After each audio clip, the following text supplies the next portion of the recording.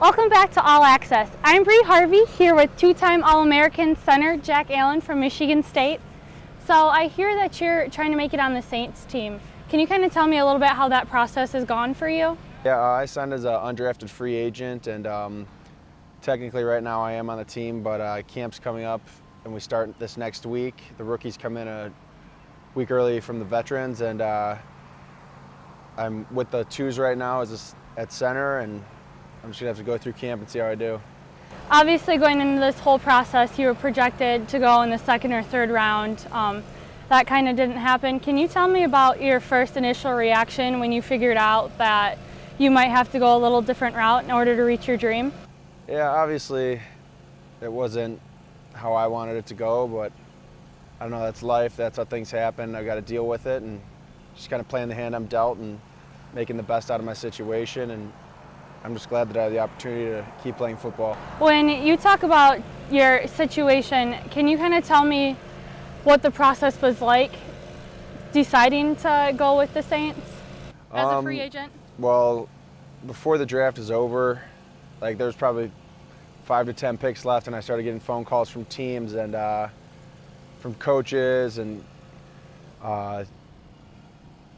like all the staff, like trying to get you, and it's almost like recruiting where they're trying to persuade you to come and sign with them as an undrafted free agent. But with the Saints, I thought that it was a great opportunity for me, and I know Coach Roshar very well, and he called me right away, and I don't know, I just had a gut feeling that's kind of where I was meant to go.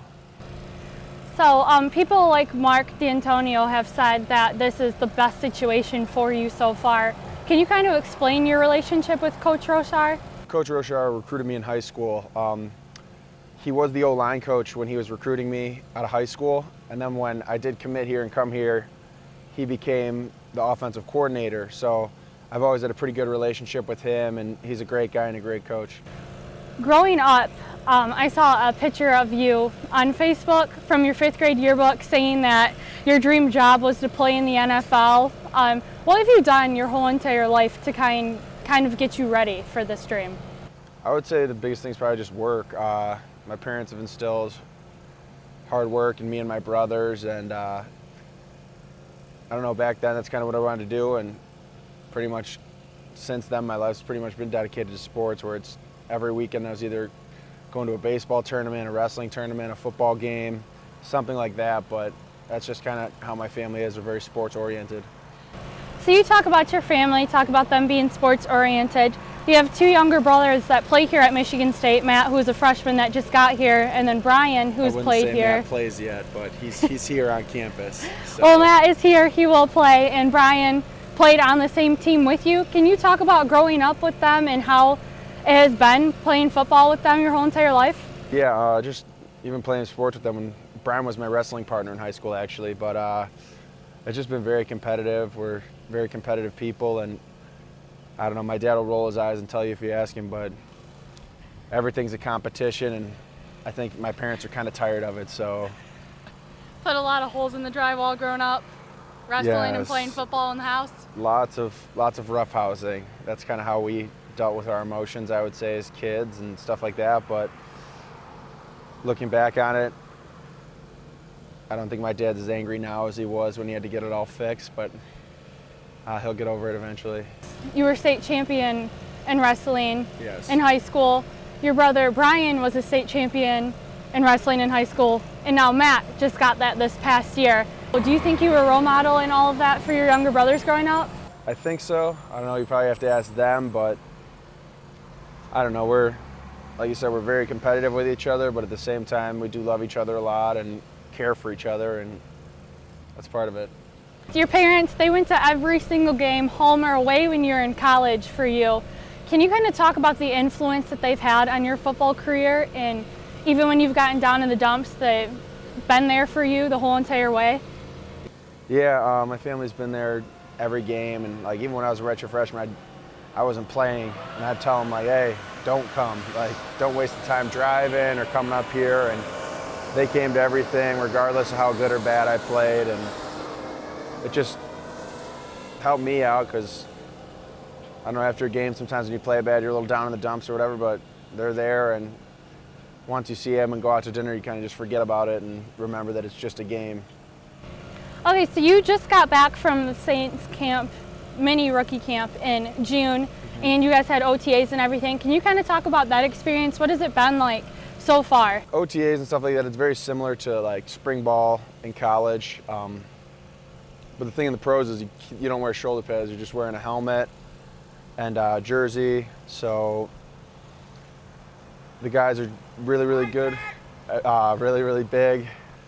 It's just been a little different here at Michigan State. Everybody's pretty close in age, and when you get to the locker room there's guys that are 30 plus years old, and you're kind of like a 23-year-old little kid, where some of the guys had their driver's license before you were even born. So it's kind of weird, but it's pretty cool at the same time. Obviously, you're well known around this campus. Somebody just shouted out to you. What has it been like having the time to be back here a little bit and see everybody? It's been pretty cool. I miss this place every day, and I think about it a lot, all my buddies and what we're all doing and how fast it really went. But it's good to just get back here and see familiar faces and see people that I used to see every day for 5 years, and it's kind of just gone, but you leave and the world just keeps turning, so it's cool. It's cool. You were on this field right here last season, and now you're on the Saints field this season. Can you kind of talk about the biggest transition that has been for you coming from college football to the pros? No school, that's nice, no homework. But now it's kind of, football's your job, and that's how I look at it. Like everything that I do from 6 or 7 in the morning until 5 or 6 at night is dedicated to football, whether it's working out, watching film, taking notes, lifting, running, all that stuff. So that's a little bit different, but other than that, it's still football. And a lot of people get all worked up like, oh, it's professional football. Like, it's something different. It's something that all the guys that are there now have been doing since they were 7 years old. So Coach Payton and I recently watched an interview of him. He said that kind of the deciding factor now of who he's going to keep on the team is a guy that's going to prove himself, that knows the place, doesn't have to look at the playbook. They recently took your guys' playbooks away. How have you prepared to kind of be that guy for Coach Payton? I watch a lot of film. We have film on our iPads and things like that, but at the same time we get to keep our notebooks too. You don't get to keep the actual plays, but all the notes that you take throughout OTAs or mini camp and stuff like that. So I've been going through those, and I have a sheet actually that it's like things to improve on, and it's broken down into run game, pass game stuff, but that's how I've kind of been going about it.